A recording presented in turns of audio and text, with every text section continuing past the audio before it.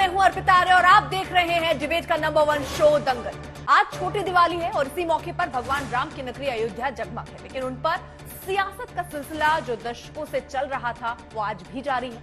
22 जनवरी अगले साल भव्य राम मंदिर का उद्घाटन प्रधानमंत्री नरेंद्र मोदी करने वाले हैं, लेकिन आज भी इस पर सियासत करने वाले बाज नहीं आ रहे। 5 राज्यों के चुनाव में ही इसकी झलक दिख रही है। कोई राम के नाम के सहारे है तो कोई राम के नाम पर सियासत कर रहा है।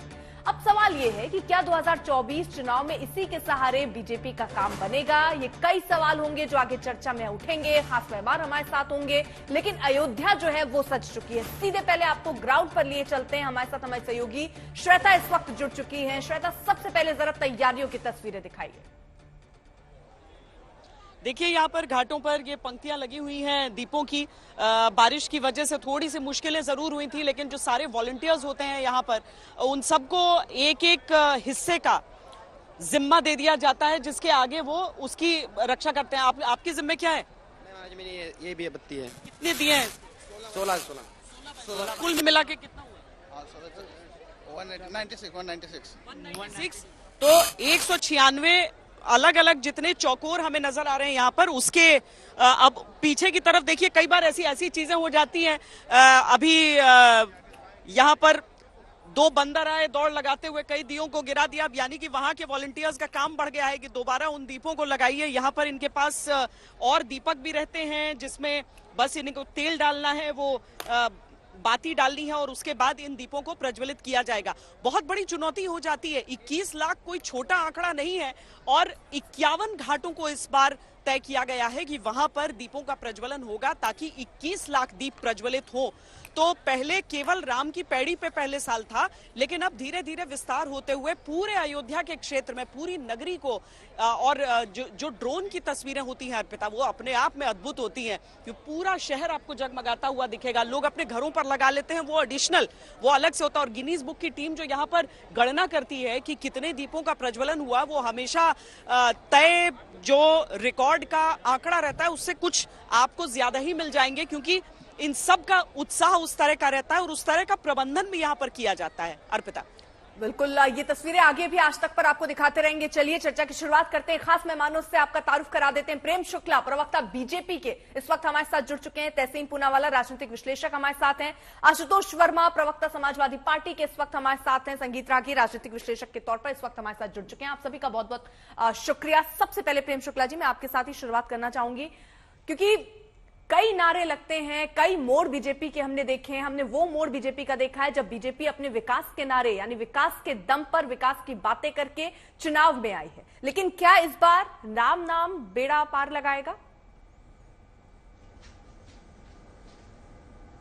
सबसे पहले मैं आज तक के सारे दर्शकों को, सारे कर्मचारियों, अधिकारियों को, एंकर्स को दीपावली की हार्दिक शुभकामनाएं देता हूं।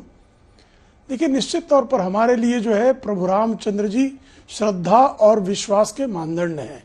हम उनमें श्रद्धा और विश्वास रखते हैं और 1989 से लेकर 2019 तक भारतीय जनता पार्टी के विविध चुनाव के संकल्प पत्र में भव्य दिव्य राम मंदिर के निर्माण का संकल्प रहा है। तो भारतीय जनता पार्टी ने कभी उनका चुनावी सदुपयोग नहीं किया, लेकिन भारतीय जनता पार्टी के लिए भारतीय संस्कृति के मर्यादा पुरुषोत्तम परात्पर ब्रह्म प्रभु रामचंद्र जी के प्रति हमारी श्रद्धा है और वो अखंड है श्रद्धा।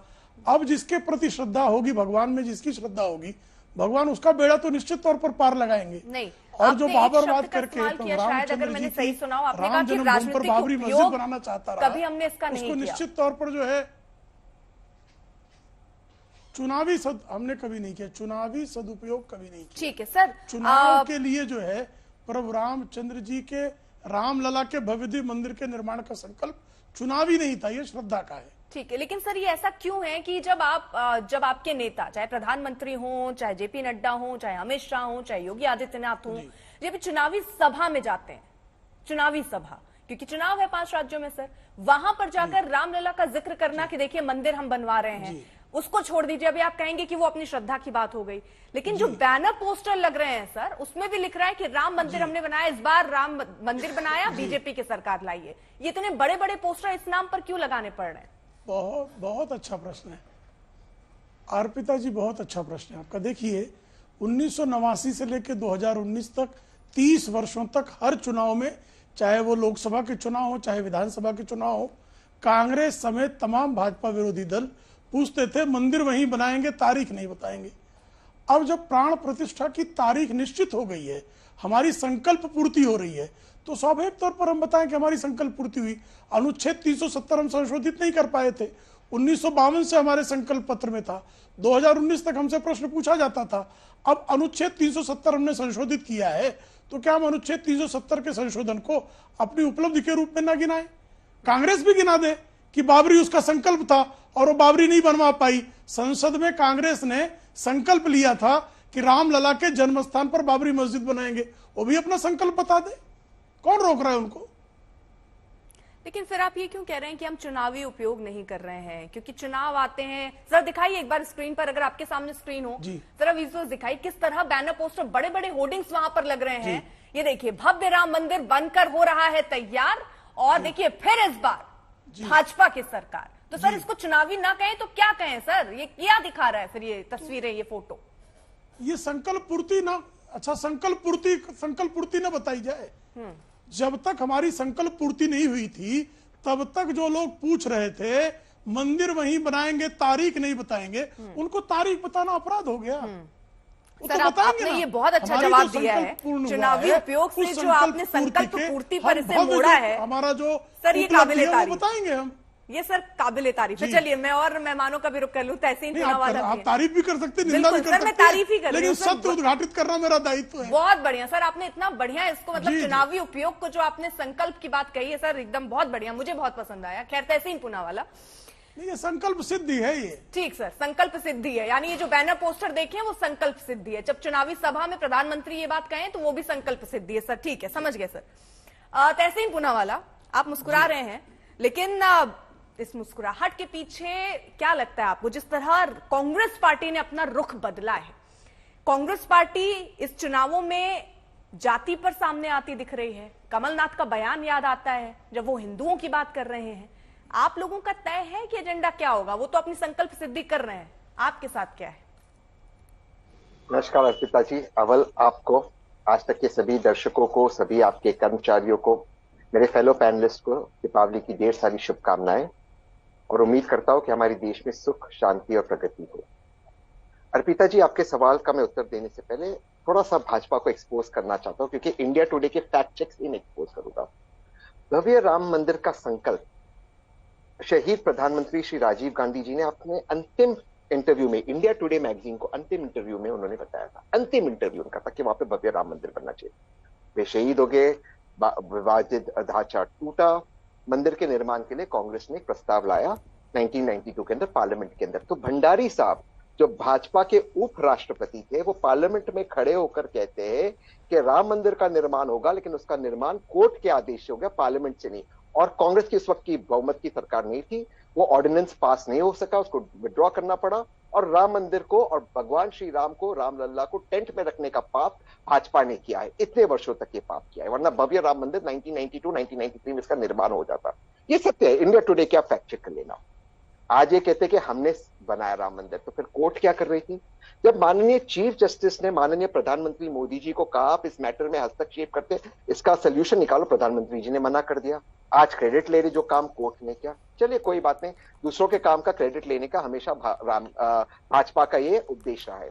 अब आपका जो सवाल था मैं उस पर आता हूं, क्या कांग्रेस ने अपनी राजनीति बदली है? नहीं, कमलनाथ जी से बड़ा इस मुल्क में आपको सच्चा बड़ा हिंदू नहीं मिलेगा। मैं आपको बताता हूं, देश का शायद दुनिया का सबसे बड़ा जो हनुमान की मूर्ति है, आपकी जितनी बातें हैं ना, देखिए आपने कहा कि आप रुख नहीं बदल रहे हैं। सर सुनिए तो आप एक बात, मेरा काउंटर काउंटर क्वेश्चन। आपने कहा कि कांग्रेस पार्टी कोई रुख नहीं बदल रही है ना, वो पहले ही अपने स्टैंड में थी, लेकिन अब यही आरोप बीजेपी वाले लगाते हैं कि ये तो अस्तित्व को भी नहीं मानते थे राम के। आज आप यहीं बैठकर पहले इस तरह बातें होती थी कि देखिए ये राम के नाम पर वोट मांगने पहुंच जाते हैं, लेकिन अब यहां तो मुझे होड़ मचती हुई दिख रही है। जितना राम को उन्होंने अपना नहीं बताया, उससे ज्यादा तो आपने अपना बता दिया, और इतनी देर में गिना दिया कि देखिए हम कितने अपने हैं। यानी ये तो होड़ मची हुई है, और कांग्रेस का रुख बदला यही इस डिबेट में ही मैं बैठ के देख रही हूँ, ये बदलता हुआ रुख। बिल्कुल नहीं यार, बिल्कुल नहीं बदला। मैंने अपनी बात की शुरुआत मैंने अपनी बात की शुरुआत की शहीद राजीव गांधी जी के आखिरी इंटरव्यू से, तो रुख वही रहा है कि राम मंदिर बनना चाहिए। भाजपा में और कांग्रेस में अंतर क्या है? कांग्रेस में भी सारे हिंदू हैं, लेकिन वो हिंदू होने के नाम का वोट नहीं मांगते। वो हिंदू, सच्चा हिंदू वो है जो हमारे हिंदू बच्चे हो, मुसलमान बच्चे हो, क्रिश्चियन बच्चे हो, गरीब बच्चों को खाना दे, वो सच्चा हिंदू, नौकरी दे। मध्य प्रदेश में सबसे ज्यादा नहीं, तो फिर ये कमलनाथ का बयान कि 82% जनता हिंदू है और ये कहने की बात नहीं है कि ये हिंदू राष्ट्र ही तो है। पिताजी, मैं आपका आप सवाल कह रहे हैं समझ गया, सबको साथ लेकर चल रहे हैं और इनका इशारों में क्या कह रहे हैं फिर कमलनाथ? पिताजी, मैंने आपका सवाल समझ गया, मैं उसका उत्तर दूंगा। आप मुझे नाटो के मेरा सवाल खत्म हो गया था। मैं आपको, आप एक सवाल पूछते, मैं उसका बिफोर कंप्लीट करो, आप दूसरे सवाल पर, मैं समझ गया आपका सवाल, मैं उत्तर दूंगा। तो सबसे पहले रुख नहीं बदला है। सच्चा हिंदू वो होता है जो मणिपुर में हमारी महिलाओं को नंग करते परेड किया जाता, उनके लिए खड़ा हो। आज प्रधानमंत्री मणिपुर जा नहीं सकते। ठीक है सर, फिर हम भटक जा रहे हैं थोड़ा सा, क्योंकि देखिए और भी मेहमानों को चर्चा में मुझे लाना है। प्लीज इसको भटकाइए मत ना। मैं समझ गई, यहाँ पर आप ये भी प्रूफ कर रहे हैं कि सच्चा हिंदू क्या है, हम सच्चे हिंदू हैं। ठीक है, भाजपा ठगने वाली पार्टी। ठीक है, अभी आपने कहा आप सबके बारे में बात करती है, कांग्रेस पार्टी हिंदू, मुसलमान, सिख, ईसाई सब पर बात करती है। तो ये कमलनाथ का बयान 82% हिंदू की अगर बात वो कर रहे हैं तो वो क्या इशारा कर रहे हैं, मुझे ये समझा दीजिए। फिर मैं संगीत जी के पास आती हूँ। संगीत जी आ रही हूँ बस। अब मैं उस पर आता हूँ। भागेश्वर धाम जी, श्री भागेश्वर धाम जी को इनवाइट करने का जो सजेशन था श्री कमलनाथ जी का, वो मेरा तहसील पुनावाला का था। अगर कोई व्यक्ति कहता है कि इस देश में 80% हिंदू है तो है, इसमें झूठ क्या है? अर्पिता जी आप हिंदू है, प्रेम भाई हिंदू है, संगीत रागी जी हिंदू है, आशुतोष जी हिंदू है, मेरी पत्नी हिंदू है। हिंदू होना कोई पाप थोड़ी है। अगर इस देश में 80% हिंदू है और हिंदुओं के लिए कुछ करना, उसमें गलत क्या है? हाँ, लेकिन हिंदू और मुसलमान के बीच में लड़ाई लगाना, जो कोर्ट का काम है उस कोर्ट के काम पे क्रेडिट लेना, बेरोजगारी बनाना, जो हमारी मणिपुर में महिलाओं उनको न्याय नहीं देना, जो हमारी रेसलर महिला है उनको न्याय नहीं देना, वो हिंदू धर्म और भारतीय संस्कृति के खिलाफ है। तो कांग्रेस जो है हिंदू और भारतीय संस्कृति, ये बात नहीं समझ आई ना सर। भाजपा इनके खिलाफ। कांग्रेस ये कह रही है हम सबकी बात करते हैं, फिर ये कह रहे हैं इसमें कोई गलत नहीं है कि हम हिंदू राष्ट्र की बात कर रहे हैं। कांग्रेस हिंदू राष्ट्र की बात, सुनिए अब मैं आपको दोबारा से समझाता हूं। जो भागेश्वर धाम जी ने कहा वो उनका ओपिनियन था। कांग्रेस लोकतंत्र में सभी को अलाउड है अपनी ओपिनियन एक्सप्रेस करने का, लेकिन संविधान से चलता है। ठीक है संगीत जी, आपको कुछ समझ आया है क्या? अब मैं दोबारा से कह रहा हूँ, भागेश्वर धाम को बढ़ाने का सजेशन था। ठीक, मतलब हम सबके साथ हैं बट हैं हिंदू, कुछ ऐसा आप समझा रहे हैं। ठीक है, सबको न्याय देंगे, यही सच्चा हिंदू है। संगीत जी सच्चे हिंदू है, सबको न्याय देंगे। ठीक है सर, सच्चा हिंदू कौन है समझा दिया। इनके तरह नहीं कन्हैयालाल के गले काटने के लिए। ठीक सर, ठीक है संगीत जी को भी बात रखने दीजिए। यहाँ पे हिंदू मुसलमान का विवाद। ठीक सर, समझ, ठीक सर समझ गए सच्चा हिंदू कौन है। जी संगीत जी। देखिए अर्पिता जी, सबसे पहली बात तो तहसीन जी ने जो कहा वो बात अपने आप में गलत है कि कांग्रेस पार्टी राम मंदिर बनाना चाहती थी। राम मंदिर बनाने का सवाल वहां था जहां भगवान राम का जन्म था, और जन्म स्थल पर राम मंदिर बनाने के सवाल पर कांग्रेस हमेशा मुकरती रही है। मुझे याद है वो दिन, चूंकि उस राम मंदिर के अभियान के साथ मैं भी जुड़ा हुआ था, तो राम मंदिर कांग्रेस उस स्थल पर नहीं बनाती थी जहां हिंदुओं की आस्था है कि वहां भगवान राम का जन्म हुआ था, और उस मंदिर को तोड़ करके बाबर के लोगों ने वहां पर एक मस्जिद खड़ी की थी। दूसरी बात, आज जो है कांग्रेस पार्टी के अंदर एक ढंग से आपको पता साफ लग रहा है। यदि हम तहसील पुनावाला की बात माने तो इनके कहने का आशय यह है कि देखिए कांग्रेस के जो छत्रप है वो तो हिंदू समाज के खिलाफ नहीं है, वो भगवान राम के खिलाफ भी नहीं है। कौन खिलाफ है? गांधी परिवार खिलाफ है। कांग्रेस पार्टी का नेतृत्व भगवान राम मंदिर के खिलाफ था, आज भी है। सामान्य कांग्रेसी तो ये सच्ची बात है, दिग्विजय सिंह के परिवार वाले ने चंदा दिया है। आम कांग्रेसी भी राम मंदिर के खिलाफ था, लेकिन गांधी और नेहरू परिवार जो है वो मूलतः राम मंदिर के खिलाफ है। तीसरी बात, जो कमलनाथ जी हैं, यही कमलनाथ जी उत्तर प्रदेश, वहां मध्य प्रदेश के चुनाव में पिछली बार कह रहे थे कि भाई मुसलमानों तुम 90% से ज्यादा अधिक तौर पे बाहर निकल करके वोट करो, नहीं तो भारतीय जनता पार्टी आ जाएगी। इसके मतलब बहुत साफ है, कांग्रेस पार्टी ने एक प्रकार का कार्य विभाजन कर लिया है। जो केंद्रीय नेतृत्व है वो हिंदुत्व को गाली देने वाले हिंदू को खुद गाली देंगे। राहुल गांधी जो कहेंगे कि मंदिर में जो लोग जाता है वो क्या करने के लिए जाता है ये बताने की आवश्यकता नहीं है, वो बताते हैं कि हिंदुत्व कितना इस रेडिकल इस्लामिस्टों से भी ज्यादा खतरा है। ये उनके नाना जी कहा करते थे। जो स्वामी प्रसाद मौर्य हैं उनके साथ खड़े होते हैं, डीएमके का जो कहते हैं कि भाई ये जो है वो रोग है, ये कुष्ठ है, ये क्या क्या है, उसके साथ वो खड़े हो जाते हैं। बिहार में आरजेडी के नेता जो हैं वो रामायण और रामचरितमानस के खिलाफ गलत गलत बयानीबाजी करते हैं, लेकिन राहुल गांधी और श्रीमती सोनिया गांधी जी जो हर मामले पर ट्वीट करते थे वो उनकी ट्वीट नहीं आती है। तो एक प्रकार का आप देखेंगे कि इनके राजनीति का एक पैटर्न हो गया है। जो कांग्रेस का नेतृत्व है वो मुस्लिम वोट लेने के लिए एक प्रकार की व्यवस्था करता है। 10 सेकंड में अपनी बात खत्म कर दूंगा। और उनका जो क्षेत्रीय नेतृत्व है वो समझ गया है कि यदि हिंदुओं को हम मार्जिन पर रखेंगे, यदि हिंदुओं को हम पीछे धकेल करके रहेंगे तो कांग्रेस की जो दुर्गति है उससे ज्यादा दुर्गति होगी। एक बात और मैं कह देना चाहता हूं, कांग्रेस पार्टी ये अब अच्छी तरीके से जान गई है कि राम विरोध करने से उसकी राजनीति का पतन ही होगा। इसलिए वो ठीक है सर, ठीक है। जल्दी से मैं आशुतोष वर्मा जी का भी यहां पर टेक ले लूं। आशुतोष वर्मा जी, योगी कैबिनेट की बैठक अयोध्या में होती है और एजेंडे वहां से तय हो रहे हैं और दिख रहा है कि सामने 2024 का रण है। अयोध्या कितना मायने रखता है? धन्यवाद अर्पिता जी। देखिए, ये सब यूं ही नहीं हो रहा है और ये भारतीय जनता पार्टी और आरएसएस की बहुत पुरानी चाल रही है और ये शुरुआत इसकी होती है सन 1990 में। 25 सितंबर 1990 माननीय लाल कृष्ण आडवाणी जी ने सोमनाथ से रथ यात्रा शुरू करी थी और तब से ये चीजें चल रही हैं। लेकिन ये किसके विरोध में आई थी, आप ध्यान कीजिए। ये विरोध में आई थी जब पहली बार मंडल कमीशन की 2 सिफारिशें प्रधानमंत्री वीपी सिंह ने स्टार्ट की थी और उसका विरोध करते करते इन्होंने एक एजेंडा बनाया कि हम इस देश को जातियों से बात नहीं करेंगे, हम इस देश में एक कॉमन नैरेटिव लेके आएंगे जिसका नाम है हिंदुत्व। और उसमें कुछ भी हो जाए हम इनको जातियों में बांटने नहीं देंगे। लेकिन लगातार जब पिछड़ों की संख्या बढ़ती चली जा रही थी तो भारतीय जनता पार्टी को घुटने टेकने पड़े और हाल ही में ही बिहार में उन्होंने जाति जनगणना को समर्थन किया। हम जानते हैं भारतीय जनता पार्टी के लिए ये कमंडलीकरण करना ये विवशता है क्योंकि मंडल जाग चुका है। तो ये ऐसे ही नहीं है। 12 जून 2023 को इस 24 जनवरी की डेट डिसाइड हो गई थी। जून से जून, जुलाई, अगस्त, सितंबर ये शांति से बैठे थे। जब 4 राज्यों को चुनाव आया तो एकदम से राम मंदिर की बातें शुरू हो गई और अभी आपने पोस्टर भी दिखा दिया। तो भारतीय जनता पार्टी राम मंदिर के पीछे मुखौटे की तरह छुप रही है। ये जानती है कि इनके पास जवाब नहीं है कि प्रधानमंत्री बोलते थे 2 करोड़ जॉब लेके आओ और आज कौन सवाल पूछ रहा है बेरोजगारी की हालत क्या है। ये जानते थे 100 स्मार्ट सिटी के बारे में मैंने बोल दिया है।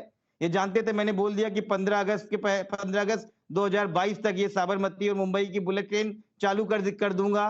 कौन पूछेगा आके। इन्होंने तो ये तक बोल दिया कि एस्ट्रोनॉट भेज देंगे हम 2022 से पहले। उसके लिए कौन जवाब देगा। पूरे देश में जो है ऑप्टिकल फाइबर्स लगा दिए जाएंगे, कौन देगा। तो ये सपने जो दिखाए थे मोदी जी से उनका जवाब ना कोई मांग ले तो धीरे से भगवान राम के पीछे चले जाओ। ये पुराना तरीका है भारतीय जनता पार्टी का। लेकिन ये 22वीं 23वीं सदी है। यहाँ का युवा बेरोजगार है और जिस युवा बेरोजगार के सामने आप इस तरीके की ढपली बजाएंगे वो आपसे सवाल जरूर पूछेगा। आप भागते रहिए, वो पूछेगा कि हमारे साथ पिछले इतने सालों में जाति जनगणना क्यों नहीं हुई। सन 1931 से लेके आज तक जाति जनगणना क्यों नहीं हुई और भारतीय जनता पार्टी क्यों भाग रही है इससे। जिसकी जितनी हिस्सेदारी उसकी इतनी भागीदारी क्यों नहीं हो पा रही है। बाकी आप कितना भी बोलते रहिए। लाल किले देखिए, इस बीच एक बयान आया था, वो बयान भी जरा मैं सुना दे रही हूँ। तहसीन, आप ये बयान ध्यान से सुन लीजिएगा क्योंकि उसके बाद अगला सवाल मेरा आपसे ही होगा। आचार्य प्रमोद कृष्णम ये कह रहे हैं कि कांग्रेस में कुछ नेता ऐसे हैं जो राम नाम से नफरत करते हैं। जरा बयान सुनिए एक बार। मैंने महसूस किया है कि कांग्रेस में कुछ ऐसे नेता हैं जिन्हें राम मंदिर से नहीं, राम से भी नफरत है। हिंदुत्व से नहीं, हिंदू शब्द से नफरत है। हिंदू धर्मगुरुओं को अपमान करना चाहते हैं। उनको अच्छा नहीं लगता कि कोई हिंदू धर्मगुरु पार्टी में रहे। तहसीन, कौन से नेता हो सकते हैं ये? आचार्य जी का बहुत सम्मान करता हूँ, मेरे बहुत अजीज दोस्त है और मैं चाहता था कि वो राज्यसभा में आए। उनका राज्यसभा में होना बहुत जरूरी है। तो ठीक है, ये उनकी व्यक्तिगत राय है, लेकिन मैं आपकी बात से पूरी तरह से इत्तेफाक रखता हूँ कि नहीं, कुछ उन्होंने बयान ऐसा कांग्रेस के- महसूस किया है, आपने अर्पिता कभी जी, ऐसा महसूस किया अर्पिता क्या? जी, अर्पिता जी, आपने किसी के बीच में नहीं टोका। नहीं आप नहीं, बार बार मैं मेरे एक बीच में ये सवाल बस विशेष मन में आ जाता है, अब क्या करूं, आप बोल रहे हैं तो सवाल आ जाते हैं मन में, ठीक है। ये विशेष आप मेरे नहीं मुझे नहीं, आप कोई ये विशेष विशेष दर्जा नहीं, क्यों दे रहे हैं? काउंटर ठीक सवाल, है, क्योंकि मुझे आपने एक आप इससे मिनट- बच के जा रहे थे, हाँ, तो मैंने कहा एक बार फिर से आपको लिए चलती हूँ वापस। मेरा एक तो पंच आने दीजिए, फिर ना, एक पंच ठीक के है, बाद चलिए आप चलिए, एक ही आपके पंच पंच में का आए। इंतजार करते हैं, ठीक है। चलिए, नहीं हाँ। चलिए, कोई बात नहीं। मैं सिर्फ ये कह रहा हूँ, मैं तो बिल्कुल आपसे इत्तेफाक करता हूँ। मैं मानता हूँ कि कुछ ऐसे बयान आए कांग्रेस से, हाँ। जो भी है, कुछ ऐसे दुर्भाग्यपूर्ण बयान आए, लेकिन अर्पिता जी, क्या ये कांग्रेस को सीमित है? मैं आपसे पूछ रहा हूँ, बड़े विनम्रता से पूछ रहा हूँ। आज की तारीख में संजय निषाद जी ने क्या भगवान राम के पिताजी राजा दशरथ के बारे में कहा? बीजेपी में हिम्मत थी उनसे गठबंधन तोड़ने के लिए? मैं आपसे पूछता हूँ अर्पिता जी, नरेश अग्रवाल जी जब समाजवादी पार्टी में थे, उन्होंने भगवान राम भगवान विष्णु के बारे में क्या कहा? इतने गंदे शब्दों का प्रयोग किया। अगर मैं उसका उपयोग करूं आपके शो पे, आप और मैं दोनों जेल में जाएंगे। तो दिलीप घोष बाबू ने मां दुर्गा के बारे में किन शब्दों का प्रयोग किया? उनको प्रमोट करते हुए एमपी बनाया गया, बीजेपी ने कोई एक्शन लिया? करुणानिधि के पोते स्टैलिन साहब के बेटे स्टैलिन साहब ने सनातन धर्म को क्या क्या नहीं कहा? उस स्टैलिन साहब को मोदी जी बुलाते डिनर के ऊपर, उनके साथ सेल्फी खींचते, उनको बॉयकॉट करना चाहिए था मोदी साहब को। कुछ किया मोदी साहब ने? कुछ नहीं किया। मैं आपसे और एक लास्ट एग्जांपल से अपनी बात समाप्त करता हूं।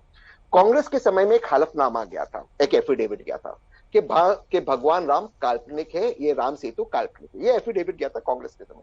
कांग्रेस को उसकी फटकार मिली, सभी मीडिया ने लगातार इस मुद्दे को उठाया और सही उठाया। वही एफिडेविट एएसआई द्वारा मोदी जी के कार्यकाल में किया था, क्योंकि एफिडेविट सरकार नहीं, एएसआई देती है। मोदी जी ने वो एफिडेविट वापस किया नहीं किया? सुब्रमण्यम स्वामी को जाना पड़ा कोर्ट के अंदर। सुब्रमण्यम स्वामी की क्या हालत है? इसलिए मैं कहता हूं, ऐसा कोई सगा नहीं जिसको भाजपा ने ठगा नहीं। कांग्रेस ने गलत किया है, मैं आपके शो पे थोड़ी ना कहूंगा कि कांग्रेस ने सब चीज सही किया, लेकिन कांग्रेस को इसकी सजा मिली है। लेकिन भाजपा लोगों को ठगने का काम करती है, लोगों में लड़ाई लगाने का काम करती है। ये भाजपा और कांग्रेस में अंतर है। अच्छा, वो सजा किस तौर पर देख रहे हैं आप? सरकार जाने के तौर पर? आज बिल्कुल भगवान राम की उनको सजा मिली है, और आज हाँ। मध्य प्रदेश में इनकी यानी सरकार प्रेम आई कि शुक्ला भगवान जी, राम के वो आप तो इस बात पे खुशी होंगे, क्योंकि वो कांग्रेस पार्टी जो ये राम के अस्तित्व पर सवाल उठाती थी, आज वो कह रही कि उनकी सरकार इसलिए चली गई क्योंकि उन्होंने राम का सम्मान नहीं किया, और अब इनके साथ होने वाला है। हाँ, अब आपके साथ होने वाला है। चलिए प्रेम शुक्ला जी। ये मेन है। ये तो जो अनधिकृत, देखो ये अनधिकृत जो है, इनकी बातों को अधिकृत कैसे लें? जयराम रमेश जो अधिकृत प्रवक्ता हैं, जो इनके मीडिया डिपार्टमेंट के प्रभारी हैं, श्री राम जय राम रमेश, जिनके नाम में भी दुर्भाग्य से ही सही राम है, वो कहते हैं कि राम मंदिर के ताले को खुलने के अदालती फैसले को जो स्वीकारा राजीव गांधी ने, वो गलत किया। और जब राजीव गांधी की ऐसी निंदा श्रीमान जयराम रमेश करते हैं, तो उनकी पत्नी श्रीमती सोनिया गांधी शांत रह जाती हैं, उनके पुत्र श्रीमान राहुल गांधी मौन साध लेते हैं, उनकी पुत्री श्रीमती प्रियंका वाड्रा के मुंह में दही जम जाता है कि जयराम रमेश श्रीमान राजीव गांधी के निर्णय की निंदा करते हैं। दूसरी बात, इन्होंने कहा कि राजीव गांधी जी ने कहा मंदिर बनवाएंगे।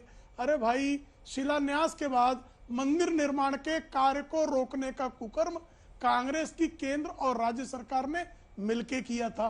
मंदिर पे ताला लगवाने का कुकर्म कांग्रेस ने किया था। मंदिर की जगह जो है मस्जिद बनेगी, ये संसद में संकल्प कांग्रेस ने लिया था। वहां मंदिर किस कमरे में 10,000 कमरे का महल राजा दशरथ का था, किस कमरे में पैदा हुए, ये प्रश्न मणिशंकर अय्यर ने पूछा था। कपिल सिब्बल ये कह रहे थे कि अगर मंदिर बन गया तो मैं आत्मदाह कर लूंगा, ये कपिल सिब्बल कह रहे थे। और कपिल सिब्बल जो है वो बाबरी मस्जिद एक्शन कमेटी के वकील बनकर कोर्ट में उतारे थे। और इतना ही नहीं, जो अभी ये बातें कर रहे थे समाजवादी पार्टी वाले सज्जन कि हम जो है मंडल के विरुद्ध, भाई साहब कृपा करके पढ़ लिख के आइए, भारतीय जनता पार्टी के संकल्प पत्र में 1984 में मंडल आयोग की सिफारिशें लागू होनी चाहिए, ये बात थी। 1989 में भी मंडल आयोग की सिफारिशें लागू होनी चाहिए, ये भारतीय जनता पार्टी का संकल्प था।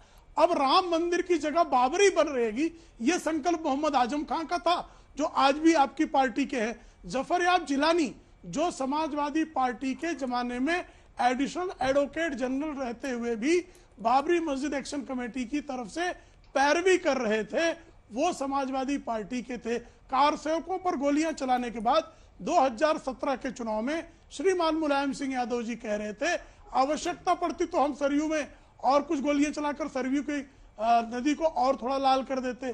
तो ये तो आपका जो है स्टैंड रहा है। तो भारतीय जनता पार्टी के कारसेवकों ने बलिदान दिया, भारतीय जनता पार्टी के संकल्प पत्र में रहा। भारतीय जनता पार्टी की 4 राज्य सरकारों को कांग्रेस में, जिसमें कमलनाथ जिस कैबिनेट के सदस्य जो आजकल जो बहुत बड़े हिंदू हो गए हैं, तहसीन पूनावाला सबसे बड़ा हिंदू कौन, इसका सर्टिफिकेट कौन देगा? जो हिंदू है ही नहीं।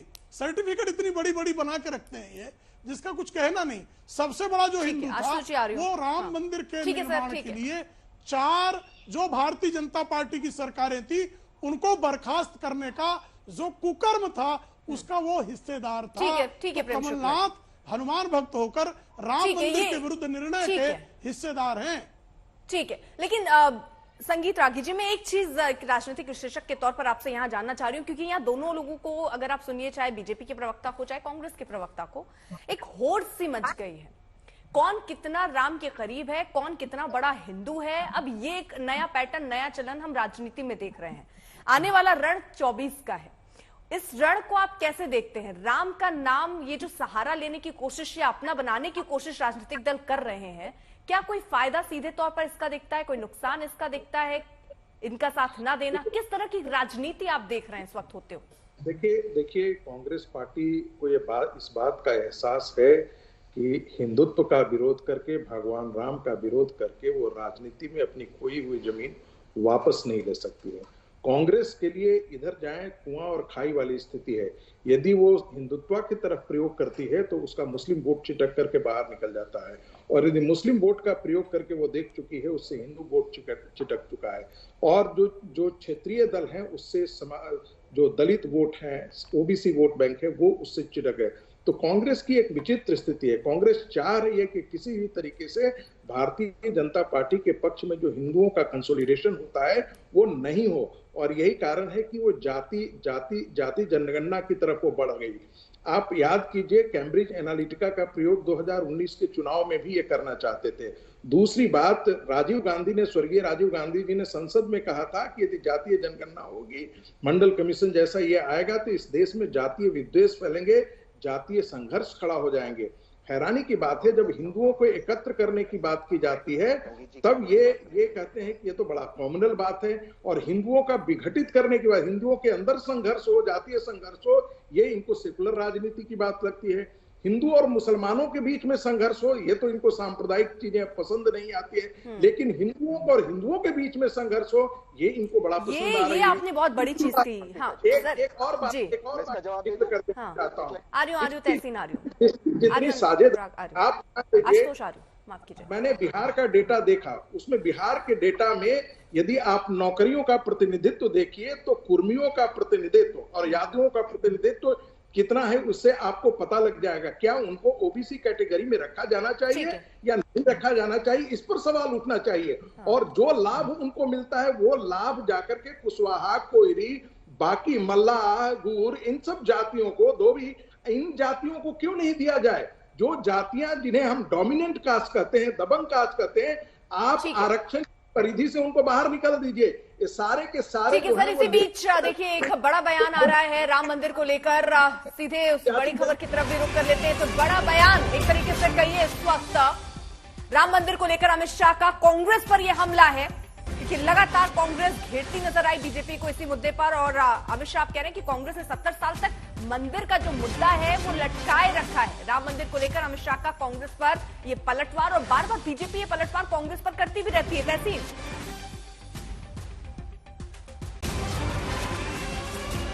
पहली दीपावली के दिन मनानी है, दूसरी दीपावली 3 दिसंबर को भाजपा सरकार बनाकर मनानी है, और तीसरी दीपावली 22 जनवरी को अयोध्या में रामलल्ला की प्राण प्रतिष्ठा कर मनानी है। मुझे बताओ बदनावर वालों, अयोध्या में टेंट में से रामलल्ला भव्य मंदिर में बैठने चाहिए थे या नहीं बैठने चाहिए थे? 70 साल तक एक कांग्रेस पार्टी राम मंदिर को अटकाती रही, लटकाती रही, भटकाती रही, शर्म नहीं आई उनको। आपने मोदी जी को दूसरी बार प्रधानमंत्री बनाया, मोदी जी ने मंदिर का भूमि पूजन कर कंस्ट्रक्शन की शुरुआत कर दी। तहसीन, ये देश का दुर्भाग्य है कि अमित शाह जी, श्री अमित शाह जी, इस देश के गृह मंत्री, क्योंकि बतौर गृह मंत्री पूरी तरह से फेल हो गए। कश्मीर से लेके कन्याकुमारी, मणिपुर से लेके गुजरात तक दंगे ही दंगे, सारे मुल्क के अंदर सारा देश चल रहा है। लेकिन मैं राम मंदिर के मामले में स्पष्ट बात करना चाहता हूँ। कांग्रेस और कमलनाथ जी ने हनुमान जी की दुनिया की सबसे बड़ी प्रतिमा मध्य प्रदेश में बनाया। उसके साथ ही, क्योंकि मैं उसमें इन्वॉल्व हूं उनके इलेक्शन में, हम इंग्लिश मीडियम स्कूल्स खोल रहे, एआई की सेपरेट मिनिस्ट्री खोल रहे, आईटी की बात कर रहे। इस तरह इनसे पूछ लीजिए इनकी एआई पे पॉलिसी क्या, इनको कुछ पता नहीं होगी। इनकी ब्लॉकचेन पे पॉलिसी, इनको कुछ जनरेशन 3 वेब 3.0 पे इनको बात नहीं करेंगे। ये सिर्फ बात करेंगे मंदिर मस्जिद की। ये बात करना चाहते हैं मंदिर मस्जिद, गीता कुरान की। हम बात करना चाहते हैं पाठशाला, अस्पताल और संविधान की। ये इनमें और हम में फर्क है। दूसरी बात, अगर अर्पिता जी आज इस देश में विराट हिंदू नरेंद्र मोदी, जो विराट हिंदू अमित शाह जी सत्ता में होने के बाद आज हमारा हिंदू इतना कष्ट में है, तो सोचिए हिंदू अगर कष्ट में तो जय शाह जी क्यों सड़क पे नहीं आते तलवार लेकर धर्म को बचाने को? या मुसलमान अगर कष्ट में तो ओवैसी जी के बच्चे क्यों नहीं आते? ये लोग पोलराइजेशन करते देश का। आप समझिए इस बात को। शिवराज सिंह जी के बच्चे हार्वर्ड यूनिवर्सिटी में जाते, हेमंता बिस्वा शर्मा के बच्चे फॉरेन यूनिवर्सिटी में जाते, इंग्लिश सीखते। हमारे बच्चों को कहते सड़क पे अगर अभी आंकड़े में निकालने लग जाऊंगी ना, तो यहाँ जितने नेता है ना, सबके बच्चे बाहर ही पढ़ रहे हैं। कितने सरकारी अस्पतालों में पढ़ रहे हैं, आप मुझे ये बताइए। तो सर आप बार बार ये बात कह रहे हैं कि हम दूध के धुले नहीं है, लेकिन वो भी देखिए कितने गंदे। तो यहाँ ये तुलना नहीं चल रही कि कौन कैसा। वो आरोप लगाइए जिसमें आप बिल्कुल साफ हो। आप ये मत आंकड़ा दिखाइए कि देखिए उनके सब हार्वर्ड में पढ़ रहे हैं, हमारे तो आपके कितने नेताओं के बच्चे सरकारी स्कूल में जाते हैं पढ़ने, मुझे बताइए। अर्पिता जी, बात ये नहीं है कि उनके बच्चे हार्वर्ड में पढ़ रहे हैं और दूसरे के बच्चे। मैं ये कह रहा हूं कि कांग्रेस के नेता के बच्चे, या कांग्रेस आग नहीं लगा रही जैसा बीजेपी और ओवैसी लगा रहे। अच्छा, ये जाति की बात कर रहे थे, आप समझिए बात को। हार्वर्ड में पढ़ना कोई बुरी बात नहीं। आपने एक मिनट, आप ये कह रहे हैं, आप एक सेकंड सर, काउंटर सवाल तो मैं पूछूंगी ना सर, आपको मैं मौके पे एक सेकंड। आप ये कह रहे हैं कि आप सबको साथ लेकर चल रहे हैं। आपने ये कहा कि हिंदू को बचाने के लिए वो सड़क पर क्यों नहीं आ जाते, मुसलमान को बचाने के लिए वो सड़क पर क्यों नहीं आ जाते। ठीक है, समझ गए, ठीक है, समझ गए। तो कांग्रेस पार्टी के तमाम नेता बार बार ये कह रहे हैं कि नफरत है, तमाम नेता ये कह देते हैं कि मुसलमानों को बहुत दिक्कत है। तो वो मुसलमान को बचाने के लिए या हिंदुओं को बचाने के लिए सड़क पर क्यों नहीं उतर रहे, आप मुझे बताइए। मैं बताता हूं, क्योंकि अगर इस देश के भविष्य को आगे ले जाना है तो सबसे ज्यादा जॉब्स बनेंगे वेब 3.0 में। एआई के अंदर एआई की सेपरेट मिनिस्ट्री बनाएगी कमलनाथ। इनको एआई के बारे में ना ए आता है, ना बी आता है, ना सी आता है। कमलनाथ उसकी सेपरेट एआई मिनिस्ट्री बनाएगी। मैं आपसे बात कर रहा हूं, हम टेक्नोलॉजी की वेब 3.0 की इनकी क्या पॉलिसी है? मैं एक इन्वेस्टर हूं अर्पिता जी, मैं एक एंटरप्रेन्योर हूं। वेब 3.0 अभी आप देखिए विकास की बात कर रहे हैं, अपनी योजनाओं की जो आप लाने की सोच रहे हैं, आप उसकी जिक्र कर रहे हैं। अभी मैं प्रेम शुक्ला के पास जाऊंगी, एक सेकंड सर, मैं वर्तमान सरकार के एक चीज बोल रहा हूँ। ठीक है, अभी प्रेम शुक्ला जी के पास जाऊंगी, वो भी मुझे एक बड़ा दिखा देंगे कि कितना बीजेपी ने भी विकास किया है। लेकिन दिक्कत यहाँ ये है कि कमलनाथ क्यों हिंदू राष्ट्र की बात कर रहे हैं? भाई आप विकास की बात कीजिए ना।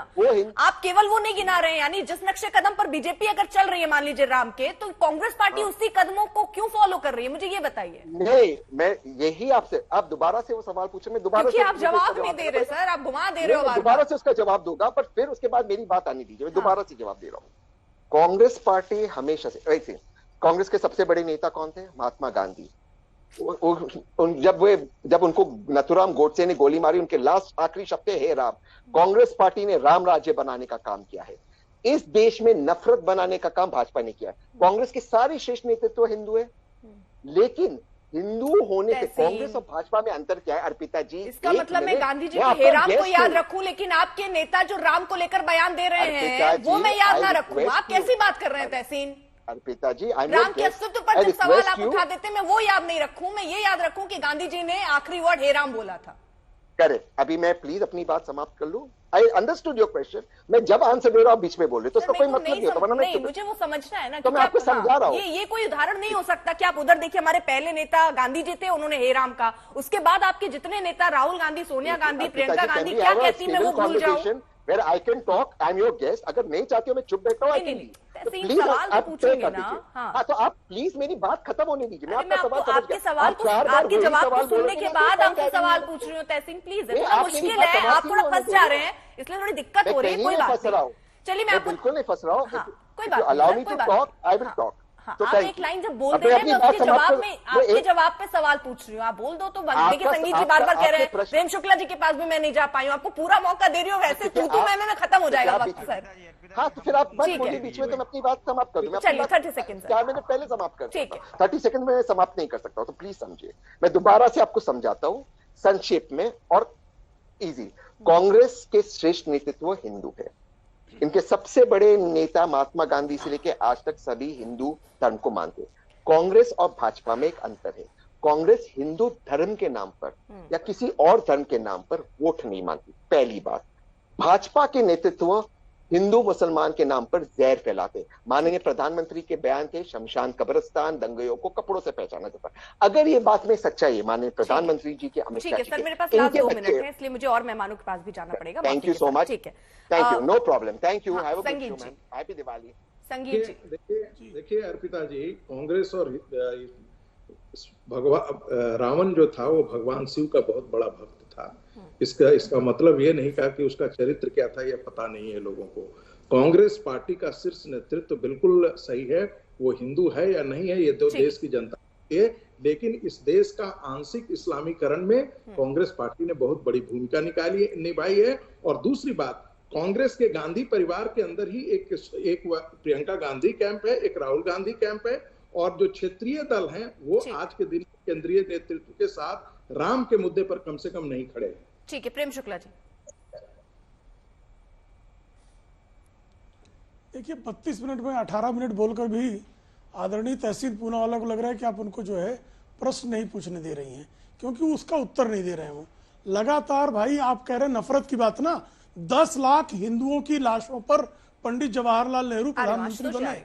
1964 में जमशेदपुर का दंगा हुआ, 1977 में जो है जब भागलपुर का दंगा हुआ, 1979 में फिर भागलपुर में दंगा हुआ, 1989 में भागलपुर दंगों के लिए सत्येंद्र नारायण सिन्हा जो तत्कालीन चीफ मिनिस्टर थे, उन्होंने कांग्रेसी भागवत झा आजाद को दंगे का कारण बताया। 1984 में 3000 सिखों का नरसंहार सिर्फ सत्ता लोलुपता में कांग्रेस ने किया। तो लगातार नफरत की राजनीति करने वाली, लगातार रक्तपात करने वाली कांग्रेस अब हिंदुओं को और का समर्थन करने वाली, हिंदुत्व की बात करने वाली, प्रभु राम की आराधना करने वाली भाजपा पर कितना भी कलंक लगाने का प्रयास करे, लेकिन जो जिसका सारा जो है उसके शरीर का अंग प्रत्यंग कलंकित है, उसके कलंकों को कोई मानने वाला नहीं। ठीक, आशुतोष जी जल्दी से।